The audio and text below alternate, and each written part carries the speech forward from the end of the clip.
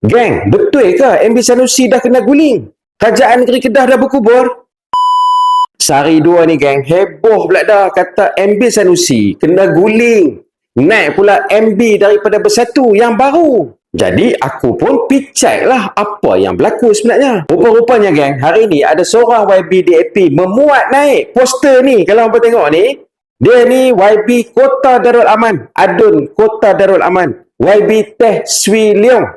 Alah, dia ni kan selalu duk kena hampas, duk kena luku pala dengan MB dalam sidang DUN. Dalam tulisan Cina ni, apa yang aku faham ni geng, dia tulis, selamat tinggal MB Sanusi, khabar angin mengatakan MB Kedah bertukar. Poster ni asalnya dimuat naik oleh satu akhbar Cina. Akhbar yang berbahasa Cina. Kalau hampa tengok ni, nama dia Guangming Daily. Aku pun tak faham macam mana akhbar yang macam ni boleh pergi petik benda-benda yang belum sahih yang hanya dimainkan oleh saitro-saitro ceplos dua kupang. Tapi sejurus selepas tular sahaja, viral saja poster ni, aku difahamkan Tok Leh ada menghubungi Guangming Daily ni.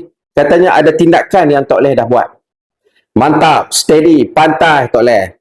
Dan lepas tu bila aku cek balik dekat laman FB mereka, dah tak ada dah posting ni. Nampak dah geng? Takkan semurah ni hampa main naratif yang dua kupang. Cuma aku nak tergelak tengok YB daripada DAP ni, YB Teh ni. Dia boleh pergi upload di Facebook rasmi dia. Punyalah tak ada isu di Kedah ni. Ketandusan isu dah weh, dia pun. Sampaikan sanggup pergi up poster yang tak tahu pun kesahihan berita dia. Dia ingat mungkin kalau dia up macam tu, kerajaan negeri Kedah terus pecah. Macam tu lah kot. Tapi apa yang aku nampak, level dia sebagai YB ni sama dengan saitro-saitro upahan ceplos dua kupang tu je. Main naratif fitnah. Tapi sebenarnya ada satu benda yang kita kena garis bawahi. Iaitu di Kedah ni tak ada isu-isu macam rasuah, salah guna kuasa, skandal, moral dan sebagainya. Macam yang kat negeri-negeri lain pemimpin-pemimpin ceplos walanon. Dan hampa nampak tak? Bila PAS Perikatan Nasional ni menjadi majoriti, menjadi yang terbesar, suara yang terbesar, DAP jadi mandom terus, hampa tahu tak? DAP nampak macam kain buruk ya di Kedah ni lah ni. Nampak tak? Bila orang Melayu kita bersatu padu, nampak tak kan? Bila orang Melayu ni bersatu padu, puak ni tak boleh buat apa, tak boleh cari makan. Selama ni, mereka duk melaga-lagakan kita. Orang Melayu berpecah. Mereka lah yang untung. Sebab tu MB Sanusi dan rakyat Kedah yang menyokong kepimpinan PAS Perikatan Nasional ni nak tunjukkan kepada semua yang kita ni bila bersatu, DAP jadi kain buruk, jadi mandom. Jadi hampa nampak tak lagi formula ataupun cara nak melemahkan DAP tu. Orang Melayu kita kena bersatu. Kena kenal dah muka-muka penjilat, barua dan khadam-khadam DAP ni. Hak ni kena tolak buang. Sokong perpaduan orang Melayu. Especially PAS Perikatan Nasional lah. Tapi yang aku heran ni geng, pasal apa DAP bubuh muka Tok Leh? Sedangkan ada juga esko-esko daripada Bersatu yang lain. Ada 3 orang esko Bersatu di Kedah ni. Tok Leh, YB Zawahir, dengan seorang lagi YB Kak Tun. Tapi pasal apa pilih Tok Leh? Pada aku lah kan, mereka pilih Tok Leh ni sebab dalam banyak-banyak esko dan YB dalam Bersatu, Tok Leh ni aku tengok paling mendunia lah.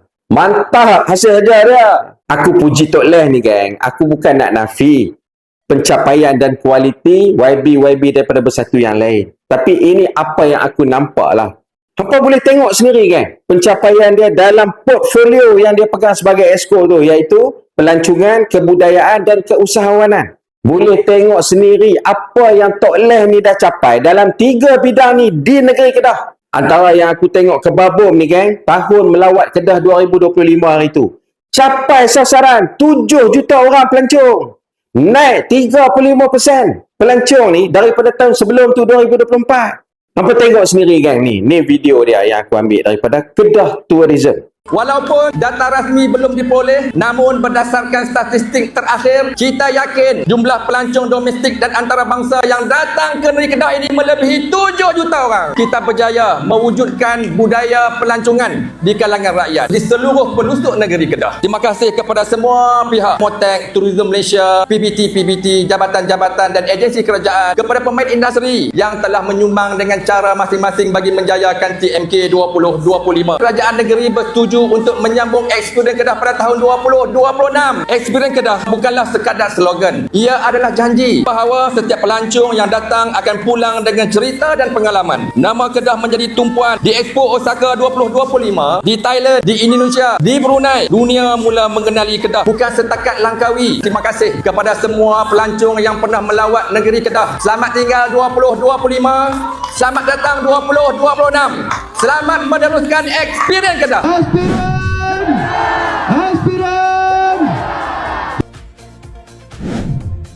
Wish di bawah seliaan portfolio dia. Jadi hampa nampak tak macam mana Tok Leh ni angkat industri pelancongan dengan macam mana dia blend keusahawanan, pelancongan dan kebudayaan. Kalau pelancongan semua kita dah boleh tengok ni geng. Hampa tengok kebudayaan macam mana aktiviti-aktiviti teater, pantomim yang hampa boleh tengok dekat klip-klip video ni geng. Dalam masa yang sama, usahawan-usahawan pula banyak platform untuk menceburi bidang ni. Yang paling terbaru ni Kopi Waktu yang di Yan tu. Sampai Raja Muda turun lah, MB pun turun. Tu tak masuk dengan food festival dan penonjolan kepada ikon-ikon perniagaan yang ada di negeri Kedah ni. Dan kita boleh tengok sendiri kan macam mana Tok Leh ni dia susun dan synchronize tim media, tim admin untuk menghasilkan satu pencapaian yang kebabung. Hampa bisa tengok dah lagi pencapaian macam ni kan. Dan walaupun pencapaian Tok Leh ni betul-betul gempak kita tengok, Tok Leh ni tak pernah pula buat apa-apa spekulasi ke, kontroversi ke. Jauh sekali nak angkat diri dia, lepas tu mengecikkan kerajaan negeri Kedah yang diketuai oleh Yang Amat Berhormat MB Sanusi. Malah aku tengok hubungan baik Tok Leh dengan MB Sanusi ni betul-betul ngam. Betul-betul kancing tahap teruk aku tengok. Boleh tengoklah pembabitan MB Sanusi dalam program-program pelancongan yang Tok Leh ni buat. Ada dia nak claim nama dia seorang-seorang. Aku tengok ada juga mereka naik scrambler sama-sama. Lepas tu ride pula naik motor sama-sama. Dan aku pernah nampak lah MB Sanusi pun ada singgah rumah Tok Leh. Ni maksudnya apa dia geng? Ni maksud dia akrabnya hubungan tu. Baik dari segi hubungan kerja ataupun hubungan personal. Cuma yang aku nampak ni, keakraban mereka ni menyebabkan ada sesetengah pihak yang merah mata lah. Baik dari segi musuh politik yang terang-terangan ataupun gunting dalam lipatan orang-orang terdekat. Parti sendiri ke, parti orang ke. Betul tak kan? Alah kita boleh tengok lah semenjak dua ni parti-parti duk bergaduh, bergasak macam mana. Betul tak? Tak tunggu parti luar. Kadang-kadang orang dalam pun boleh jadi. InsyaAllah kan, Kedah tetap stabil walaupun ada banyak gangguan daripada ceplos, daripada walanon dan daripada musuh dalam selimut. Orang yang banyak muka ni, apa dia? Talam berapa muka? Dan kita doakan tim pentadbiran yang di Kedah ni, daripada Adun sampai ke Exco dan ketua MB Sanusi kita, yang kita sayangi, dapat mencapai dan terus kukuh dengan pelbagai pencapaian-pencapaian luar biasa. Dan kalau hampa nak tengok pencapaian tourism Kedah ni, hampa boleh pergi tengok dekat TikTok ataupun Facebook Kedah Tourism. Kat situ hampa boleh tengok mendunia dah Kedah ni di seantero dunia.